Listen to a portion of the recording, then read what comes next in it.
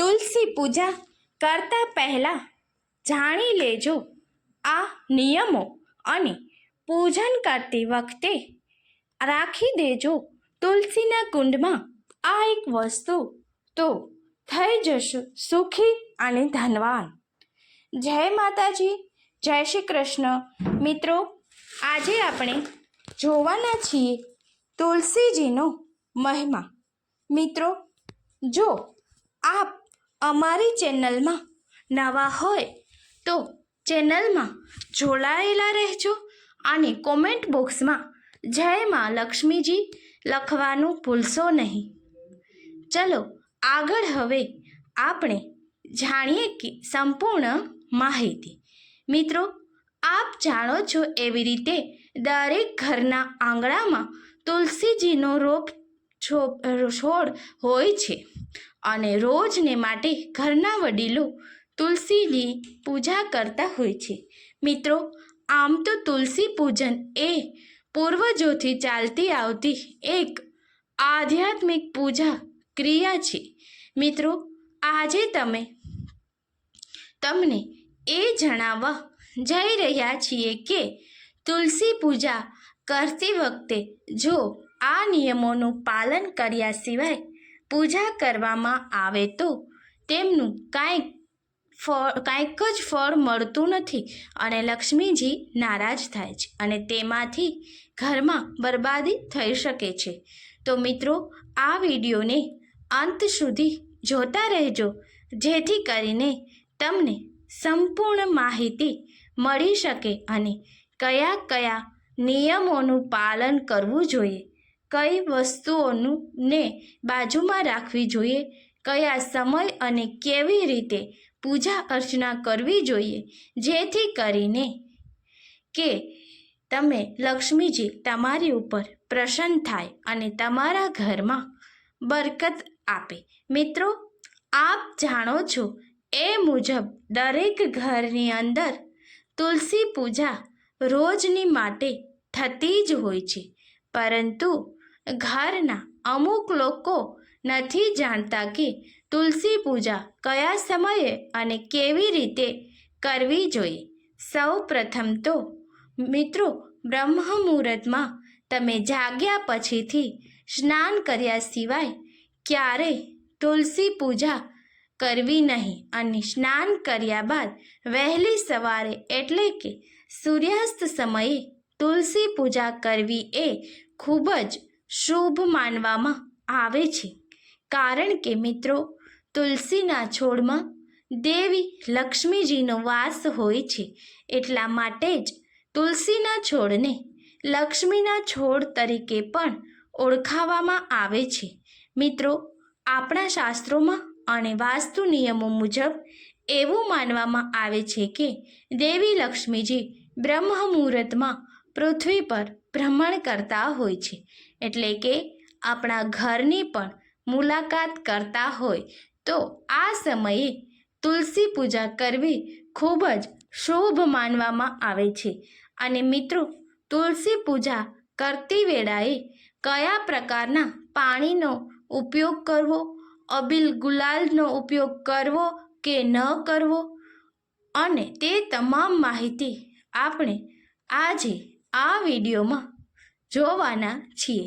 તો મિત્રો, અગાઉ જણાવેલું એ મુજબ વહેલી સવારે એટલે કે બ્રહ્મ મુહૂર્તમાં જાગ્યા બાદ સ્નાન કર્યા બાદ આપણે એક લોટામાં શુદ્ધ પાણી લેવાનું છે। શુદ્ધ પાણી એટલે કે જે પાણીનો આપણે રસોઈમાં ઉપયોગ કરી શકીએ એવું પીવાલાયક પાણી લેવાનું છે અને આ પાણીમાં ગાયના દૂધમાં ને થોડું નાખવાનું છે। પાણીની અંદર ગાયનું દૂધ થોડું નાખવાનું અને જો ગાયનું દૂધ શક્ય ન હોય તો અબીલ ગુલાલ પણ થોડું છાંટી શકો છો અને ત્યારબાદ મિત્રો, શુદ્ધ વસ્ત્રો પહેરીને તુલસી પૂજા માટે તૈયાર થવું જોઈએ। મિત્રો, સૌ પ્રથમ તો કંકુનો ચાંદલો તુલસીના થડમાં કરવામાં આવે છે અને ત્યારબાદ એક ચાંદલો આપણા કપારે કરવામાં આવે છે। આપણા શાસ્ત્રો પ્રમાણે કપાળ પૂજનને પણ ખૂબ જ મહત્ત્વ આપવામાં આવેલું છે, કારણ કે આપણું ભવિષ્ય આપણા કપાળમાં રહેલું હોય એમ માનવામાં આવે છે. કપાળ પૂજન માટે તમે પણ જોયું હશે કે સંતો મહંતો કપાળ ઉપર ચંદનનો લેપ લગાવે છે અને કંકુનો ચાંદલો પણ કરે છે. આવી રીતે કપાળ પૂજન કરવાથી બ્રહ્મા, વિષ્ણુ અને મહેશ ખૂબ જ પ્રસન્ન થાય છે, જેથી હંમેશને માટે તમારા ઘરે સકારાત્મક ઉર્જાનો વાસ થશે. અને મિત્રો, તમને જણાવતા આનંદ થાય છે કે જ્યાં સકારાત્મક ઉર્જાનો વાસ હોય છે ત્યાં દેવી લક્ષ્મીજીનું આગમન સૌ પ્રથમ થાય છે. તો હવે આપણે આગળ તુલસી પૂજન જોઈએ. તુલસી પૂજન માટે તમે કપાળે ચાંદલો કર્યા બાદ 1 રૂપિયાના સિક્કામાં કંકુનો ચાંદલો કરી અને તુલસીજીના કુંડમાં મૂકી દેવાનો છે. ત્યારબાદ આપની જોડે રહેલ શુદ્ધ પાણી એટલે કે અબીલ, કંકુ, ગુલાલ અને ગાયના દૂધવાળું જે તમે પાણી તૈયાર કરેલું છે તેને તુલસી કુંડમાં અર્પણ કરવાનું છે. પરંતુ મિત્રો, આ પાણી લેતા પહેલાં એ વસ્તુનું ખાસ ધ્યાન રાખવું કે આપણે જે લોટો ભરેલો છે એ પાણીનો લોટો હંમેશના માટે તાંબાનો હોવો જોઈએ. જો તાંબાનો લોટો આપણી જોડે ના હોય તો આપણે લોખંડ સિવાયના બીજા કોઈ પણ લોટાનો ઉપયોગ તમે કરી શકો છો. અને આમ તુલસીના થડમાં પાણી અર્પણ કર્યા પછી તુલસી માની સામે 2 હાથ જોડી અને પ્રાર્થના કરવાની છે. મિત્રો, તુલસીજીને લક્ષ્મીજીનો છોડ પણ કહેવામાં આવે છે, કારણ કે લક્ષ્મીજીનું હંમેશા માટે તુલસી સાથે સંબંધ રહેલો છે.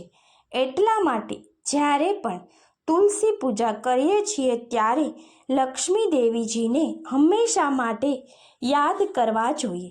એટલા માટે બંને હાથ જોડીને જય મા લક્ષ્મી, જય મા લક્ષ્મી આવી રીતે 7 વખત દેવી લક્ષ્મીજીને પ્રાર્થના કરવાની થાય છે. અને ત્યારબાદ દેવી તુલસીને નમન કરી અને આપના ઈષ્ટદેવ, કુળદેવી, પિતૃદેવને યાદ કરવાના હોય છે. મિત્રો, તુલસી પૂજા એ સૌથી શુભ પૂજા માનવામાં આવે છે. આપ જાણો છો એ મુજબ તુલસી એ માત્ર કોઈ પૂજા માટેનો છોડ કે માત્ર એક ઔષધિ નથી, પરંતુ દરેક શુભ કાર્યમાં તુલસીજીને પ્રથમ સ્થાન આપવામાં આવેલ છે. કારણ કે આ એક છોડ ઔષધિ ગુણોથી ભરપૂર છે તથા તે લક્ષ્મીજીનો છોડ હોવાથી હંમેશને માટે શુભ કાર્યમાં તુલસીજીનો સમાવેશ થાય છે. મિત્રો, હવે આપણે જોવાના છીએ વાસ્તુ પ્રમાણે ક્યારે તુલસી માતાની પૂજા ક્યારે ન કરવી અને કયા સમયે તુલસી માતાને પાણી અર્પણ ન કરવું જોઈએ. મિત્રો, ભલે તુલસી માતાને 2-3 દિવસથી પાણી આપેલું ના હોય, પરંતુ જો તમને યાદ આવે અને તમે રાત્રિના સમયે તુલસી માતાને પાણી આપો છો તો તે ખૂબ જ અશુભ માનવામાં આવે છે. કારણ કે તુલસી માતાનો સીધો સંપર્ક દેવી લક્ષ્મીજી સાથે જોડવામાં આવે છે અને લક્ષ્મીજી હંમેશા માટે બ્રહ્મ મુહૂર્તમાં પૃથ્વી પર ભ્રમણ કરતા હોય છે. માટે તુલસી માતાને હંમેશને માટે સવારે જ પાણી આપવું જોઈએ. રાત્રે પાણી આપવું જોઈએ નહીં. તેમાં પણ ખાસ એ વસ્તુનું ધ્યાન રાખવું કે જે મહિલાઓ સૂતકમાં હોય ત્યારે તુલસી માતાની પૂજા ન કરવી જોઈએ અને પાણી પણ તેને ના આપવું. જો શક્ય હોય તો આવી મહિલાઓનો પડછાયો પણ તુલસી માતા પર ના પડે તેનું ખાસ ધ્યાન રાખવું જોઈએ. જો મિત્રો આ સમય દરમિયાન તુલસીને સ્પર્શ કરવામાં આવે તો તુલસી માતાનો છોડ સુકાતો પણ જઈ શકે.